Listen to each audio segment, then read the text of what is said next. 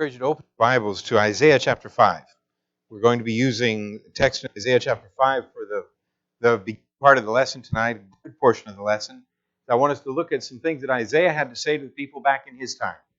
It certainly is a privilege to be here. I thank you for the opportunity again this evening to open the scriptures and try to guide our study. I will tell you up front, I'm going to move rather quickly this evening.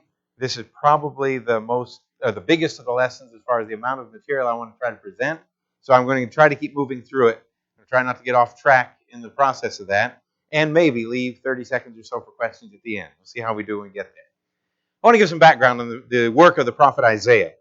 He did his work about 700 years BC, at the time that Israel, the northern kingdom, was basically already a lost cause. Israel was about to be destroyed. In fact, during his Israel was destroyed. The people were carried away into captivity, scattered amongst other nations. The capital city of Samaria was destroyed. That was in 21 BC. The Assyrians, one of the most evil, cruel nations to ever exist, were the instrument that God used to bring the punishment upon his own people of Israel. Judah would survive for a little longer, so there was still a chance to improve. The fall of Judah came about 35 years after the fall of Israel, and so God was still giving them a chance, sending prophets to call them back, one of which was Isaiah. And even though he worked at the time of Israel's fall, much of his work is focused on Judah, showing them that they would need to correct their sinful conduct if they were going to avoid the same kind of punishment that God had brought upon their northern neighbors. And so in chapter 5, we find an example of the kind of teaching that Isaiah did. Of course, it's a big book. We have 66 chapters in our Bibles, in the book of Isaiah. And we're going to use just a part of one of those chapters, where he presents a series of warnings, 6 of them, about the conditions of the people in his time. And as we look at these, I think we can see some very practical applications and realize that 2,700 years later, sadly, things have not really changed very much. If you'll look with me in Isaiah chapter 5, starting in verses 8 to 10, we're going to read through these verses in sections here. I'm not planning to do a verse-by-verse explanation of everything that's here. I want us to notice the gist of each criticism or each warning that's given. And then we'll move on to look at the others. In verse 8, he says, "Woe to those who join house to house. They add field to field, till there is no place where they may dwell alone in the midst of the land. In my hearing, the Lord of hosts said, Truly many houses shall be desolate, great and beautiful ones, without inhabitant. For 10 acres of vineyard shall yield 1 bath, and a homer of seed shall yield 1 ephah." The point that he's making here has to do, first of all, with part of the regulation of the law of Moses. The law of Moses did not allow for the perpetual sale of inherited property. And since the land was basically inherited, God had given it to them as their inheritance, divided up amongst the tribes, and then divided amongst the families. Property could not be sold forever outside of a family. So we would think of it more as long-term leases that they would make on their property until the year of Jubilee, when it would return to its rightful owners or original owners of that property. So the idea of somebody buying up land and bringing together more and more lots of land and having their big plots is something that was violating that principle of ownership of the land as God had given it.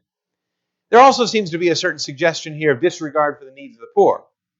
That they would get these big lots and build their nice houses on it, but then there's no place left for others to be able to live, which was also not what God had intended. So as we think about that, what can we learn for our times? Obviously, there's a problem of abuse of power that takes place here. And we need to be careful, whether it's economic power, political power, whatever kind of power that we might have, is not to be used to abuse those who have less. And that's exactly what was happening at the time of Isaiah and receiving that criticism. There are here some abusive and unfair business practices. They weren't respecting the rules, the laws, as far as inheritance of property. And sometimes today, people will find they'll look for some kind of a loophole, some kind of a detail to take advantage of somebody else, rather than being honest and showing integrity in their dealings. We as Christians don't honor just the fine print of a written contract. Our word means something.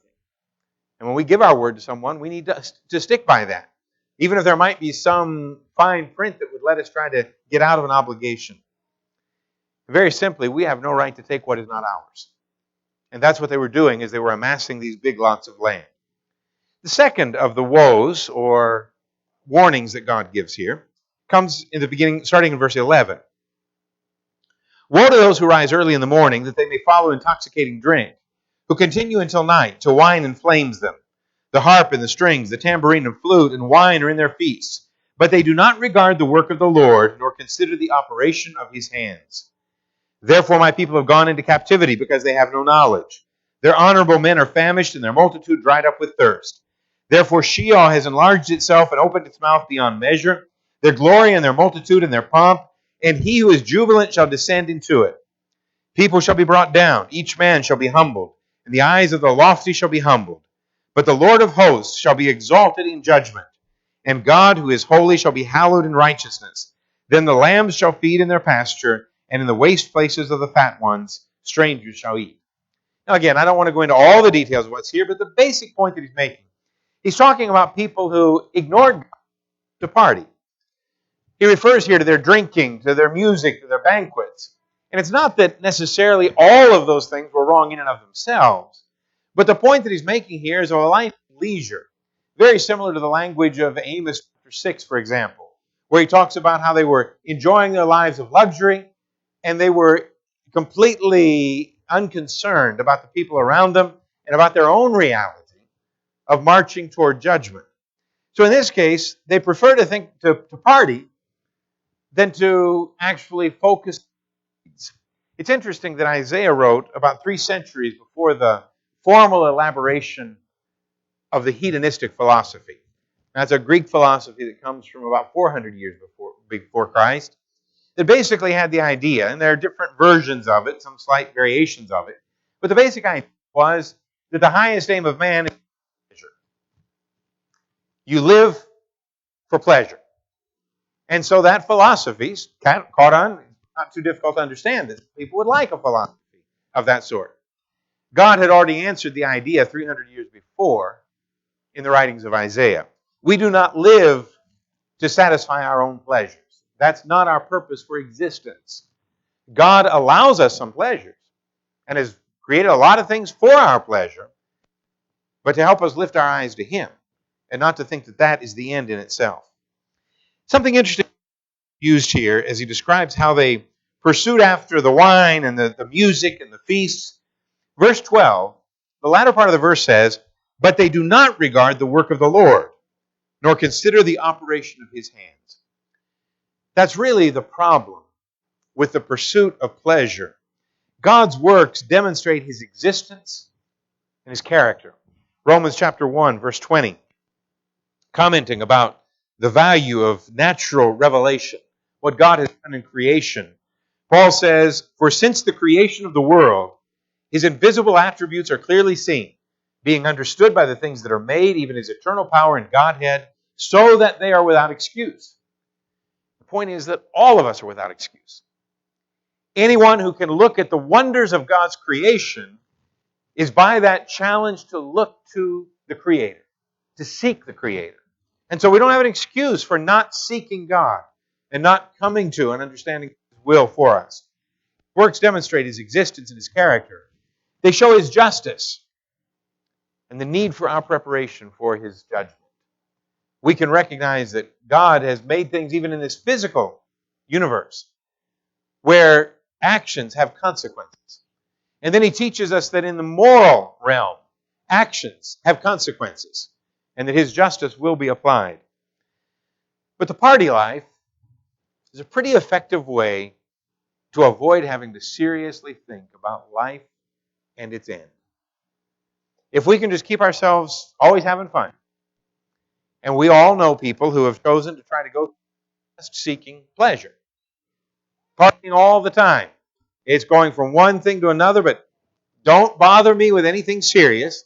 Don't bother me with anything of responsibility, and certainly don't bother me with spiritual things, because I just want to have fun. And a lot of people live that way. Ecclesiastes chapter 7, verses 2 to 4, remind us of where we ought to learn and what we ought to learn as we think about the fragility of human life. He says in Ecclesiastes 7, verse 2, better to go to the house of mourning than to go to the house of feasting, for that is the end of all men, and the living will take it to heart. Sorrow is better than laughter, for by a sad countenance the heart is made better. The heart of the wise is in the house of mourning, but the heart of fools is in the house of mirth. Given a choice between a funeral and a party, which would you rather go to? The writer of Ecclesiastes says, go to the funeral. When's the last time you saw somebody leave a party, maybe with a beer in hand and kind of swaggering and singing and all happy from the context, saying, boy, that really did help me think about my need to prepare for eternity. But when's the last time you saw somebody leave a funeral without thinking about that? And that's the point he's making in Ecclesiastes 7. We need to contemplate the fact, and I'm reminded every time I go to a funeral, and there's the body of the deceased in that casket, I think it's almost impossible to look at that and not think, someday, it's going to be my body in a box like that. And that's what we need to be thinking. We need to realize Psalm 90, probably the first of the Psalms written, was written by Moses. And one of the things that Moses says in that is, teach us to count our days. We need to recognize that we have a limited number of them, and we need to be preparing for what comes after. Ecclesiastes chapter 12, concluding the arguments that are made in this book about wisdom and seeking wisdom, he says in verse 13, let us hear the conclusion of the whole matter. Fear God and keep His commandments, for this is man's all. The version that I used as a child said this is the whole duty of man. But I like even better this particular rendering. This is man's all. We exist to fear God and keep His commandments. We exist to serve and honor God. And we exist for that purpose for all of eternity. Back to Isaiah chapter 5, the third warning. Verses 18 and 19, he says, woe to those who draw iniquity with cords of vanity and sins as if with a cart rope, that say, let him make speed and hasten his work that we may see it, and let the counsel of the Holy One of Israel draw near and come that we may know it. Now, the language that he uses here seems to, first of all, focus on the idea that they are drawing to themselves sin. It's like somebody pulling a rope to draw sin closer, or maybe pulling it to follow along with them. That they want to have that sin as close as possible. They're looking for iniquity. And of course we know that it's very easy to devote one's life just to the pursuit of evil. The pursuit of carnal pleasures, for example. But then there's another aspect of it in verse 19, when they say, let him make speed and hasten his work that we may see it. Let the counsel of the Holy One of Israel draw near and come that we may know it. It's almost as if they are taunting God. That they're wanting to draw this sin into themselves while they say, okay, let's see if God's really going to do anything about it. And people today even do that. How many atheists have said, if God exists, then let him strike me dead right now. See, I'm still here. And people do that. People say that kind of thing. Taunting God. Saying, I will live my life by my will and disregard any possibility of a superior being. And you see, he didn't prove me wrong. So obviously, he doesn't exist. It's a shallow argument. It's completely unreasonable and illogical. But it's also arrogant. For someone to taunt God in that way. Human foolishness does not change the facts about God. Psalm 53. Find the same thing in Psalm 14, which is basically identical. But in Psalm 53, verses 1 and 2, he says, the fool has said in his heart, there is no God.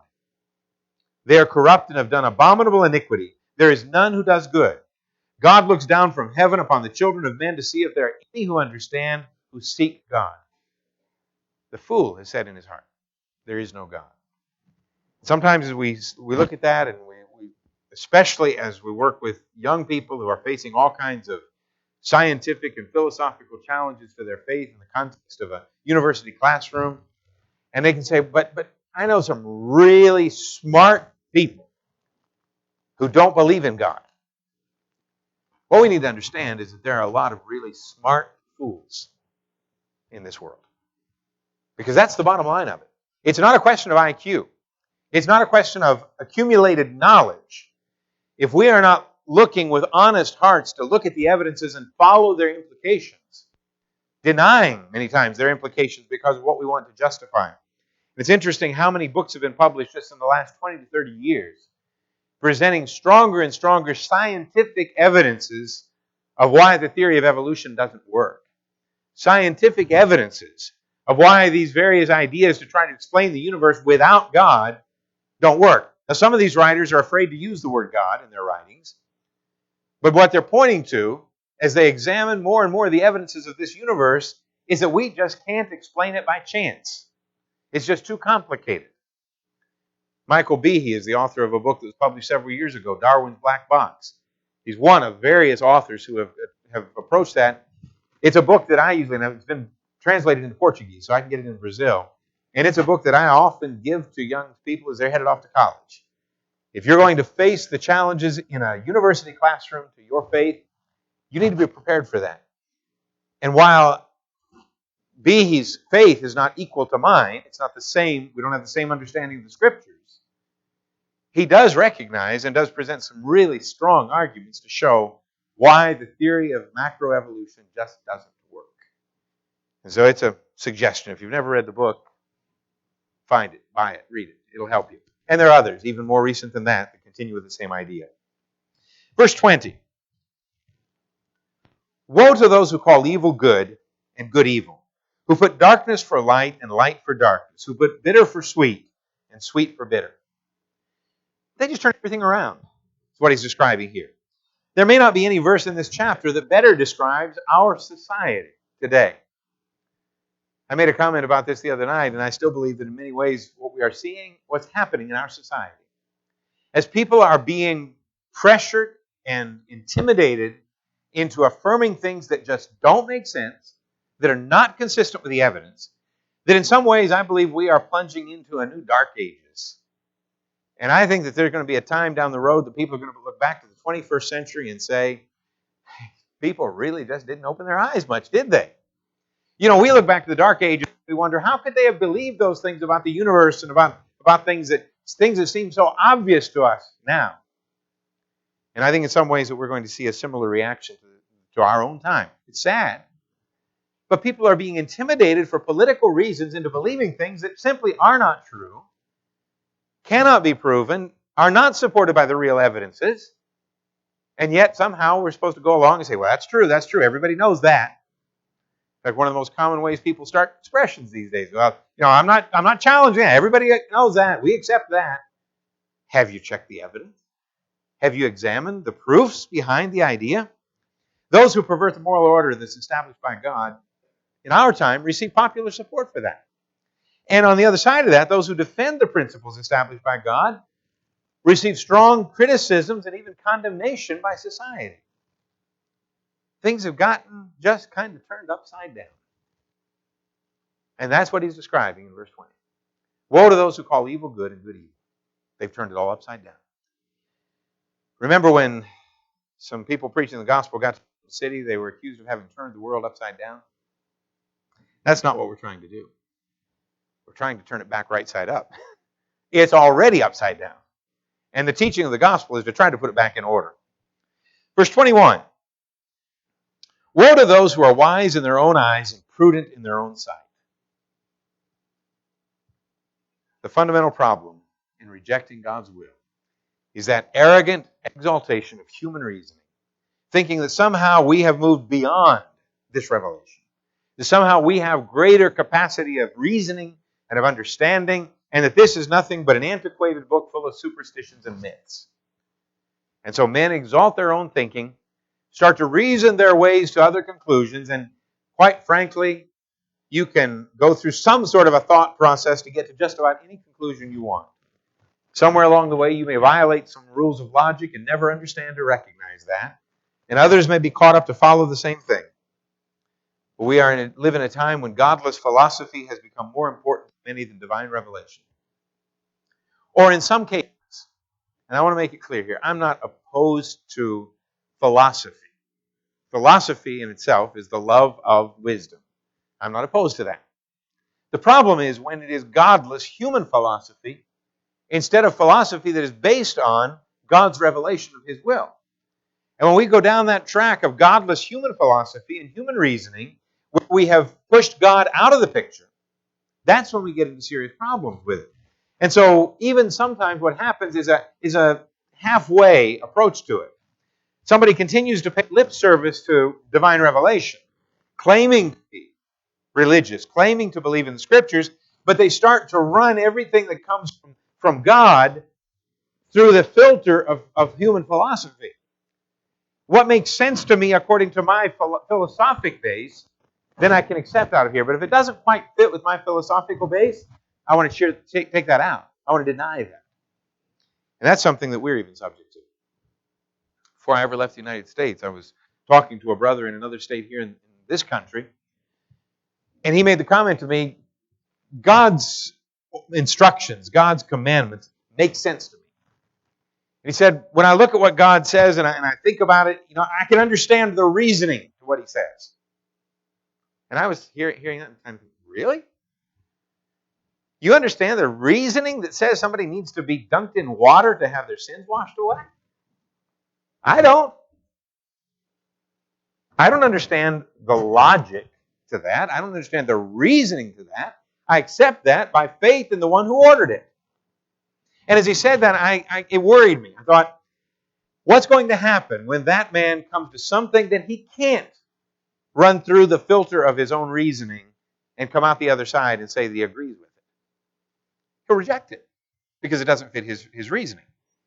And in fact, the person I'm thinking of did end up getting caught up in some false teaching, some false doctrine. Didn't fit with his reasoning. We don't have the right to filter it through our reasoning. If God said it, it's our responsibility to accept it. Many people are caught up in their vain thinking that rejects the objective evidences that are presented and that have been defended, sometimes by hundreds of witnesses. The most important miracle of human history is the resurrection of Jesus Christ. And when Paul defends that, he lays out the witnesses.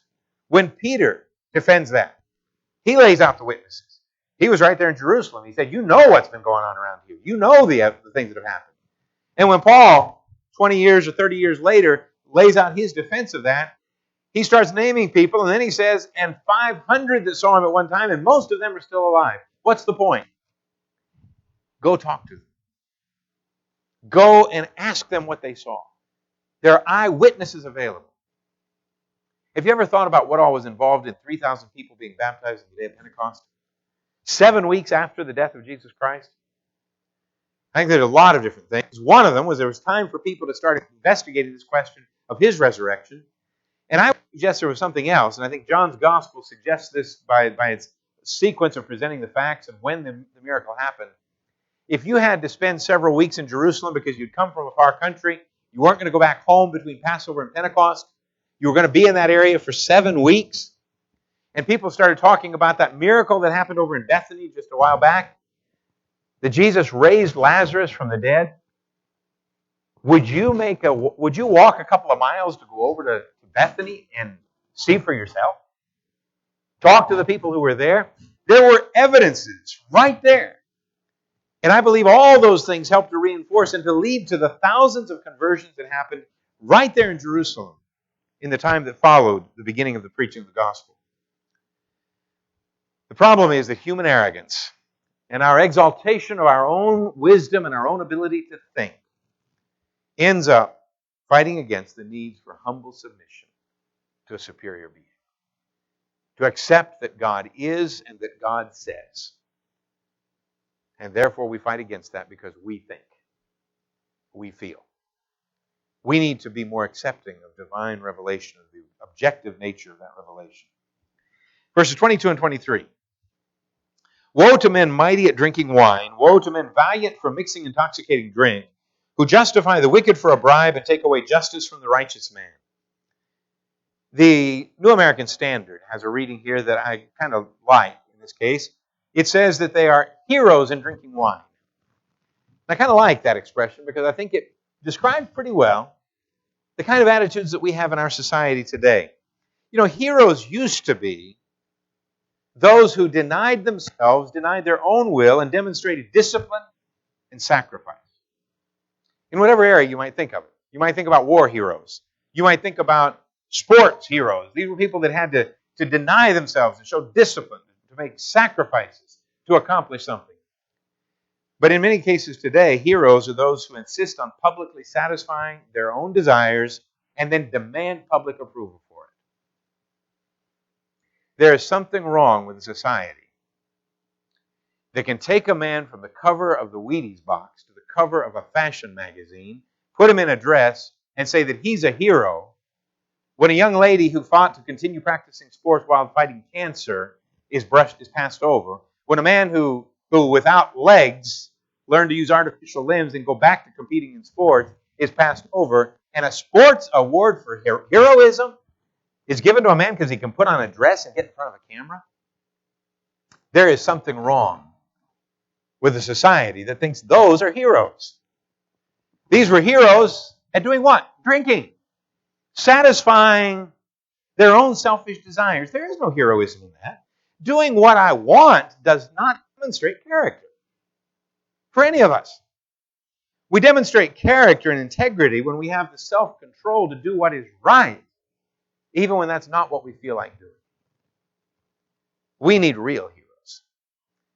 And I believe that those are not going to be the heroes that are found many times on a football field or a basketball court. And they're not going to be the heroes that are found on stage performing people. We need to help our young people recognize that these are the heroes. Isaiah's a hero. Jeremiah is a hero. Peter's a hero. Paul's a hero. Barnabas is a hero. There are lots of heroes. And we need to help them understand why they're heroes. Because they were willing to make sacrifice. They were willing to deny themselves in their love and obedience of God. Those are the heroes. So where are we headed? Thinking about these 6 divine warnings that were given 2,700 years ago to the people of God back in that land of Palestine. Seeing how easily they can be applied to things that happen in our time. Where are we headed? Israel and Judah were headed for destruction. God would bring his wrath upon Israel by the hands of the Assyrians and upon Judah by the hands of the Babylonians. So where is our society, which exalts sin and mocks the God who created us and everything he has said? Where is our society headed? I think most of us have a pretty good idea, and it kind of scares us to answer the question. And it's not something that's just started to happen in the last couple of years. We've been warning about this for decades, and rightfully so. Because we see a nation, and we see other nations. We see a society which is becoming increasingly global because of the access that we have through electronic media. So thoughts that are formed in one country very quickly affect thoughts in other countries. Where are we headed with that? I think all of us recognize that we're headed for God's punishment. As a nation, as a society. It's inevitable if we continue down the path that we're going. So what should we do? And I think that's a question that we really need to be asking and answering. What is our role in all of this? And I want to suggest a few things that we, as people who seek God's will and seek to serve him, that we need to be doing. One of the things we need to be doing is studying. Now that might seem, well, that's obvious. We need to be studying the Bible. We need to study the Bible. Yeah, we need to study the Bible because we need to be able to have solid answers and to present those with confidence when we are in a world that's turning it all upside down. What he says in Isaiah chapter 5, verse 13. I kind of passed over part of this when I read it the first time, but let's go back and look at that. Therefore my people have gone into captivity because they have no knowledge. Their honorable men are famished and their multitude dried up with thirst. And I think it's likely that he's referring to spiritual hunger and thirst in that case. Dried up. They're not being fed. They have not been feeding themselves. They don't have knowledge. Very similar to Hosea chapter 4, verse 6. That my people are being destroyed for lack of knowledge. As we are unequipped to answer, we fall into the same pitfall. And so some of the things that some of us might think would be pretty obvious are not always so obvious, even to Christians. And so every once in a while, I run into a Christian who is willing to make some arguments to try to defend the killing of unborn babies. Or try to defend the acceptance of homosexual practices. And I'm not talking about the acceptance of those who suffer homosexual temptations. I talked about that the other night. I believe we need to accept and help and love those people. but the acceptance of the practice of sin. That I hear sometimes people trying to justify that. I hear sometimes people trying to justify a more open attitude toward premarital sex. People that say they're Christians. What book are we studying to come to those kinds of conclusions? Because those are subjects that are dealt with in scriptural principles. We need to put into practice what we are learning as we study. And on that point, being able to post really witty, bold Facebook denunciations of people who believe differently than you do, that doesn't mean you're practicing Christianity. I use Facebook as a means of trying to teach the gospel and to keep in contact with some friends and some family. I think it can be used as a helpful tool, just like other social media. In fact, we have a team of women down in Brazil that put Bible studies out on Facebook and other things every day. I think it can be used well.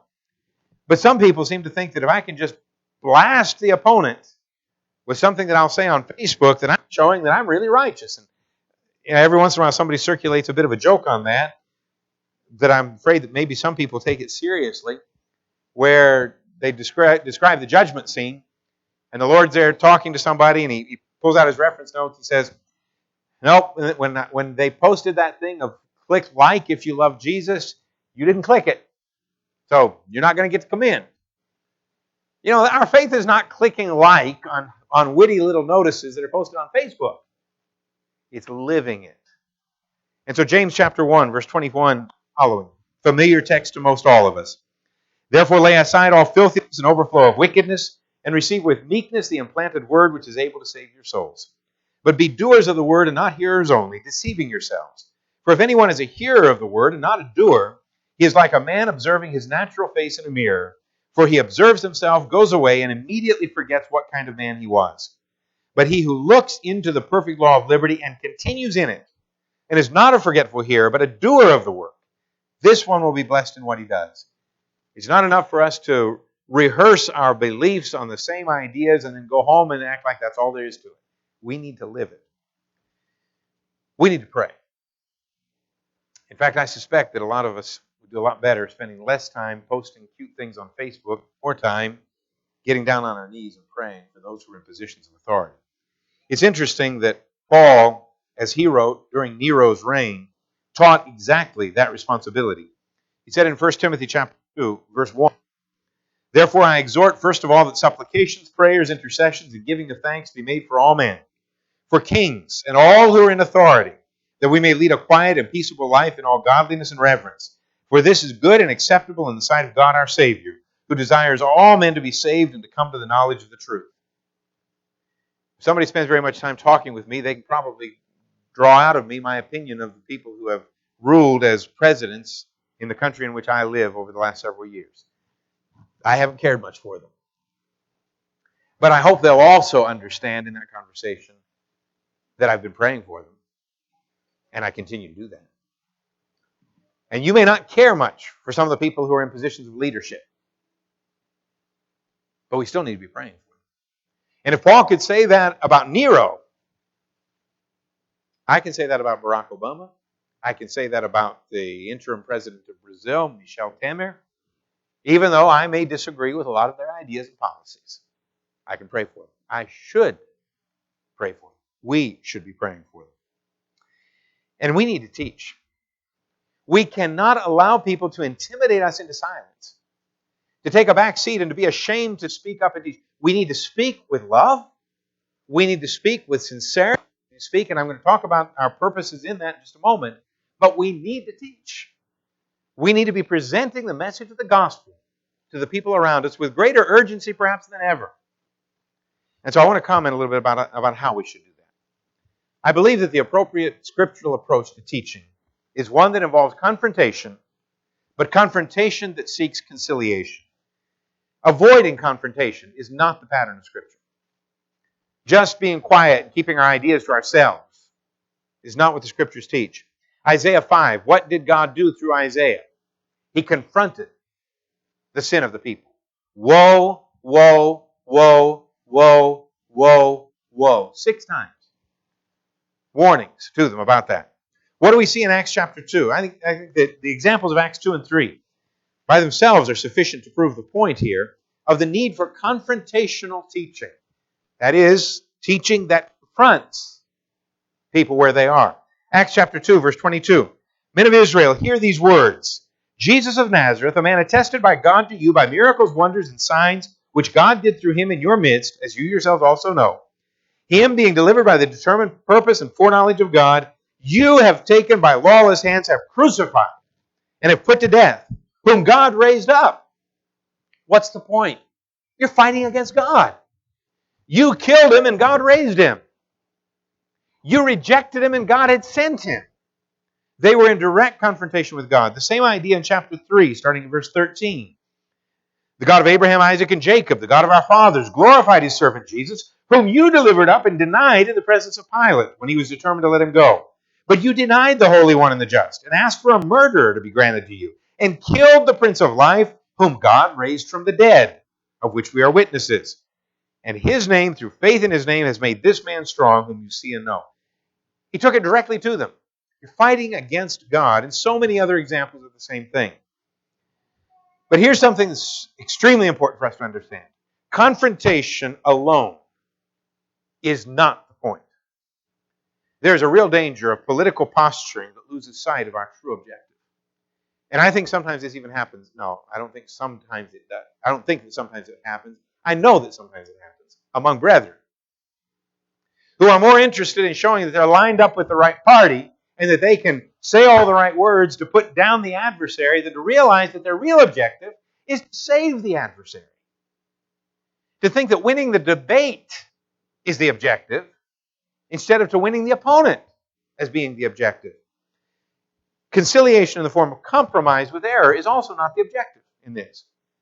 We need to be reminded of what Paul said in Ephesians chapter 5, starting in verse 8, to realize that there is a separation that we are to respect. Ephesians 5, verse 8, for you were once darkness, but now you are light in the world. Walk as children of light.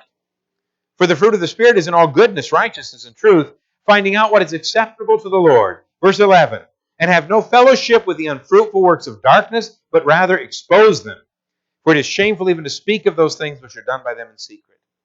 So we're not talking about compromise with error. We're not talking about participation in it. But we're understanding that correct confrontation seeks reconciliation. So when we confront somebody with his sin, it's not to put him down. It's not because we hate him. It's not to defeat him. It's not to hurt him. It's not to condemn him. It's to save him. It's to bring him to the knowledge that's necessary for him to be reconciled with his God. Back in Isaiah chapter 1, before those warnings that were given in chapter 5 that we've read, I want us to look briefly at what Isaiah presented here, what God talking through Isaiah presented. Isaiah chapter 1, verse 18, come now and let us reason together, says the Lord. Though your sins are like scarlet, they shall be white as snow. Though they are red like crimson, they shall be as wool. If you are willing and obedient, you shall eat the good of the land. But if you refuse and rebel, you shall be devoured by the sword, for the mouth of the Lord has spoken. Confrontation, seeking conciliation, reconciliation with God. And so back there to Acts 2, wasn't that the purpose of Peter's confrontation? And when we get to verse 36, and he talks about the exalted Jesus Christ, verse 37, they ask, what are we going to do? What can we do about this? We have killed the Holy One. The confrontation brings them to seek an answer, and Peter gives them an answer to that. Repent and let every one of you be baptized for the remission of sins. You need to accept that message that comes from Jesus Christ. Acts 3, the same thing.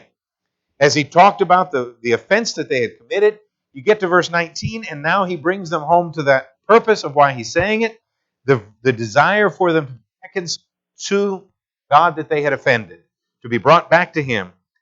Repent, therefore, and be converted, that your sins may be blotted out, so that times of refreshing may come from the presence of the Lord. He was seeking their reconciliation, their salvation. That's why in 2 Corinthians 5, Paul describes the apostolic work as a work of being ambassadors for Christ. And by extension, we are involved in that same work. 2 Corinthians chapter 5, starting at verse 18. He says, now all things are of God, who has reconciled us to himself through Jesus Christ, and has given us the ministry of reconciliation. I love that phrase. We have the ministry, the service of reconciliation. That is, that God was in Christ reconciling the world to himself, not imputing their trespasses to them, and has committed to us the word of reconciliation. Now then, we are ambassadors for Christ, as though God were pleading through us. We implore you on Christ's behalf, be reconciled to God. That is the message. And that is the purpose of the confrontation. And so at the end of the day, we must preach the truth in love. And we need to make sure that that is what motivates us and that's how we present it. We need to understand that God desires the salvation of all. Just as much as he desires the salvation of that neighbor of mine that I think is a good man, he treats his wife well, he provides for his family, looks like a pretty good fella, needs to understand a few doctrinal things, and then he can become a real fine Christian.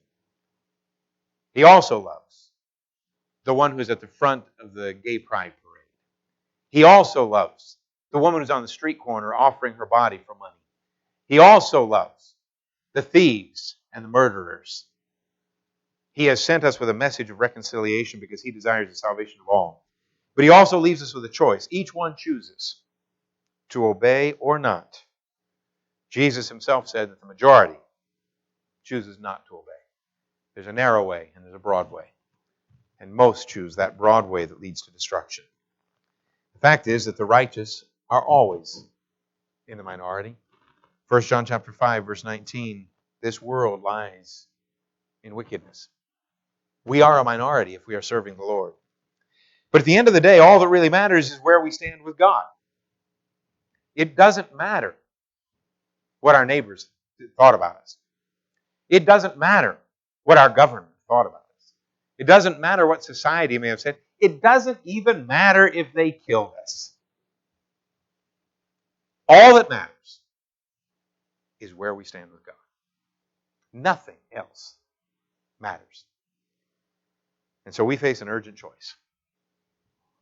You've probably been hearing quite a bit about urgent choices, an election year. But the choice I'm talking about has nothing to do with Democrats, Republicans, Tea Parties, or Socialists. That's not the urgent choice that we face. The election that matters is our answer to a simple question of eternal consequence. And whether we acknowledge it or not, every single one of us answers the question. What will you do with Jesus Christ? That's the election that matters. Well, I'm kind of winded, but got through that. So we have a few minutes here for questions that you might have related to this that we've looked at tonight. Isaiah's text there in chapter 5, where the application is drawn out from that. You don't have to be shy. I don't bite. While you're thinking, let me mention, last night Kevin mentioned a text that he wasn't able to put his finger on, and I wasn't either, but he found it later and pointed it out to me today. He was referring last night to John chapter 12, verses 27 and following, where Jesus says, "Now my soul is troubled, and what shall I say? Father, save me from this hour. But for this purpose I came to this hour. Father, glorify your name." Then a voice came from heaven saying, "I have both glorified it and will glorify it again." Therefore the people who stood by and heard it said that it had thundered. Others said an angel had spoken to him. So, Roger, in answer to the question you asked, add that one to the list. Okay, questions or comments relative to tonight's study? Chapter 12, verses 27 and to 29. John 12, 27 to 29.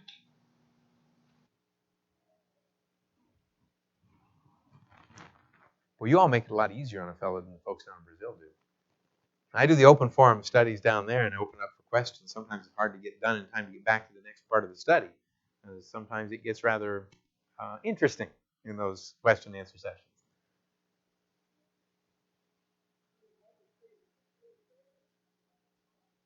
Well, I hope it's clarity and not that it's as clear as mud. We're done with that.